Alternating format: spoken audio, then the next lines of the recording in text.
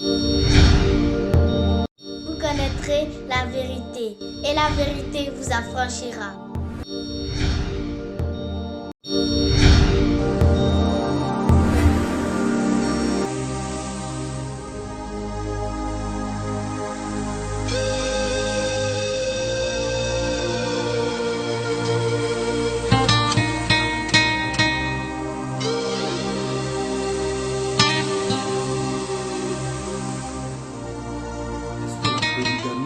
Est-elle réellement la volonté de Dieu?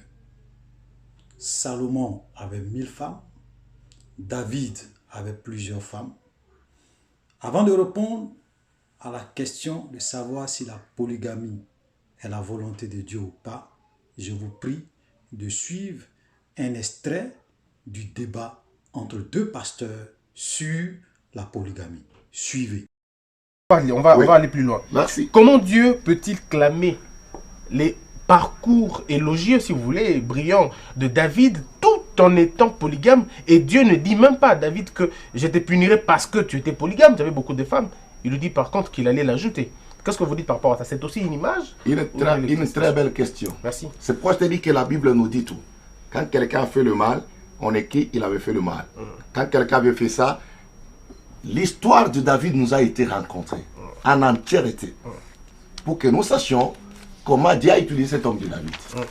David avait plusieurs femmes.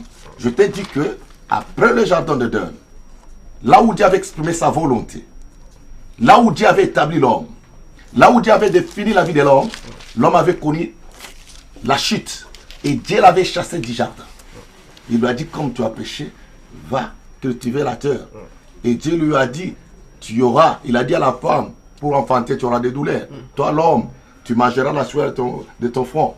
Et quand ils sont arrivés maintenant là-bas, loin de la face de Dieu, les hommes n'avaient plus rien à faire avec la volonté de Dieu.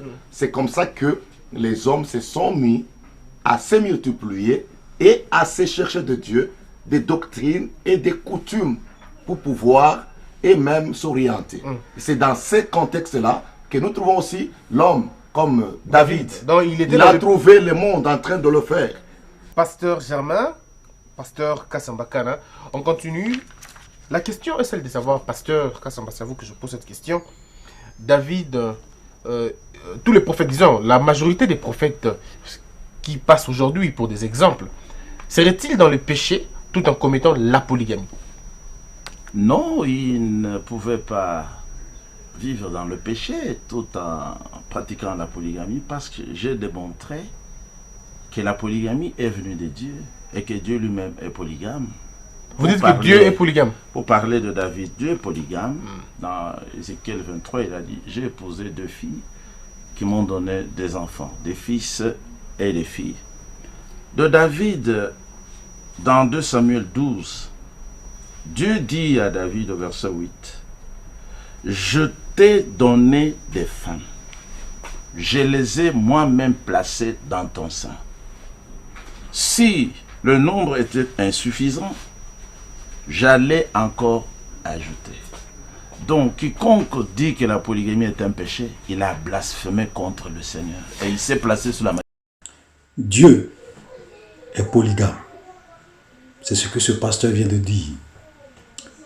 Alors nous allons essayer d'expliquer si la polygamie est vraiment la volonté de Dieu. Parce que le problème avec beaucoup de personnes, c'est qu'ils ne savent pas comment lire la Bible. Ils se trompent d'époque, ils se trompent de temps. Et cela aboutit à des confusions, à de l'hérésie, à des blasphèmes tels que nous venons d'entendre, dire que Dieu est polygame. Parce que le problème vient de quoi? On se dit, lorsque nous allons dans la Bible, nous voyons qu'il y avait des grands hommes de Dieu qui étaient polygames. David, qui était l'homme selon le cœur de Dieu, était polygame. Salomon avait 1000 femmes. Et certains grands prophètes de la Bible sont même issus de familles polygames, tels que Samuel. Et donc, comment peut-on dire que la polygamie n'est pas la volonté de Dieu, alors que nous voyons des cas concrets, des cas pratiques de personnes qui étaient des grands hommes de Dieu, qui étaient des grands prophètes, qui étaient des personnes que Dieu appréciait, qui étaient polygames. Voilà. Donc, comment on peut expliquer cela? D'abord, ce que je voulais dire, c'est que la confusion vient du fait que, comme je le disais tantôt, les gens ne savent pas comment lire la Bible, ou bien ils se trompent carrément d'époque et de temps. Je m'explique. Quand vous allez dans la Bible, vous allez vous rendre compte qu'il y a deux religions. Il y a deux religions. La Bible est divisée en deux grandes parties, en deux grands blocs. Vous avez l'Ancien Testament, vous avez le Nouveau Testament. Dans l'Ancien Testament, il y a des choses que Dieu a permis aux hommes de faire, telles que par exemple la polygamie, telles que par exemple le divorce. Quand vous prenez le cas par exemple du divorce, un cas pratique du divorce, quand Jésus était sur cette terre, les gens sont venus lui dire, mais Seigneur, est-il permis à un homme de répudier sa femme pour n'importe quelle raison? Vous pouvez lire ce texte dans Matthieu 19, à partir du verset 3. Matthieu 19, à partir du verset 3. Les gens posent la question à Jésus, est-il permis à un homme de répudier sa femme pour n'importe quelle raison? Et Jésus va leur dire non. Que celui qui répudie sa femme et qui épouse une autre comme un adultère, ils vont dire à Jésus, mais pourquoi Moïse nous a-t-il permis de répudier notre femme? Jésus va leur dire, c'est à cause de la dureté de votre cœur que Moïse vous a permis de répudier votre femme, mais il n'en était pas ainsi au commencement.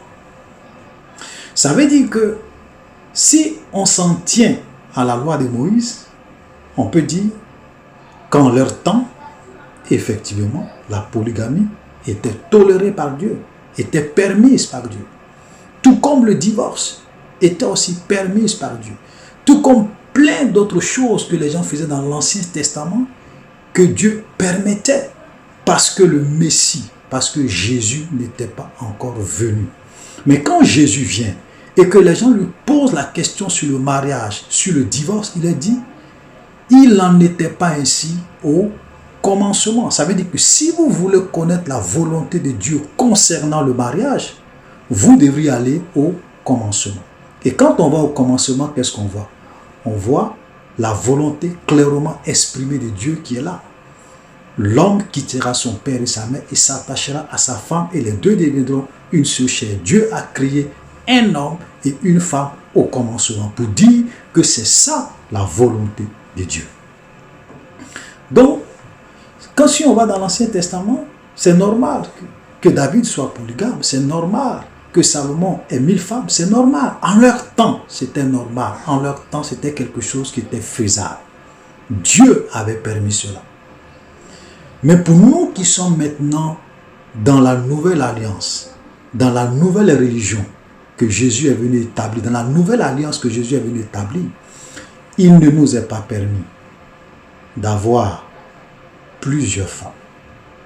Je vais vous donner un exemple simple. Un exemple simple qui se trouve dans la parole de Dieu. Dans le livre de 1 Timothée chapitre 3, à partir du verset 3, ok, qu'est-ce qu'il est dit? Nous allons plutôt commencer à partir du verset 2. Qu'est-ce qu'il est dit? Il faut que l'évêque, un évêque, c'est un ancien, c'est un pasteur, c'est un berger d'une église, c'est quelqu'un qui dirige une église. Il faut que l'évêque soit irréprochable, mari d'une seule femme. Mari d'une seule femme.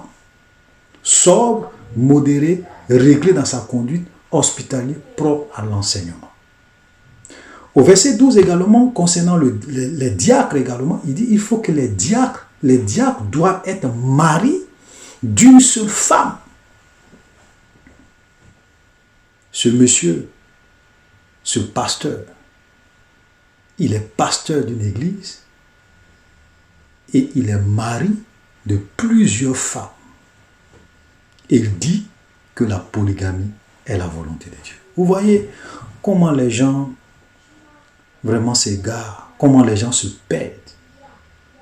Parce que déjà, ces deux versets ferment la bouche de ce pasteur, ferment la bouche de ce tout soi-disant homme de Dieu, parce que ce n'est pas un homme de Dieu. Un évêque ne peut pas être mari de plusieurs femmes.